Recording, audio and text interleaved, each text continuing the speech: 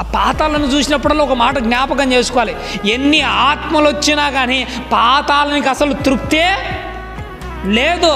పాతాళానికి ఎలా అయితే తృప్తి ఉండదో, దేవుని వాక్యం ముందర కూర్చున్నప్పుడు నీకు నాకు ఎన్ని మాటలు విన్నా కానీ అసలు మనకు తృప్తే ఉండకూడదు.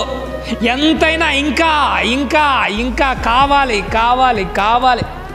శరీరానికైనా ఇంకా కావాలి కావాలనుకున్నది, మరి ఆత్మకు ఏమా ఈరోజు కడుపు నిండా భోజనం చేసి ఉంటావు, రేపటికల్లా ఈ శరీరం ఏమేమంటుంది, కావాలంటుంది. రేపు కూడా కడుపు నిండా భోజనం చేసి ఉంటావు, మరునాడు మళ్ళీ ఏమంటుంది, కావాలి అని అంటుంది. రోజు కావాలంటుంది ఈ శరీరం.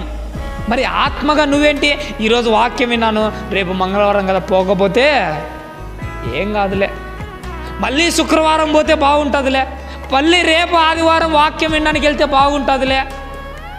చూసారా మనము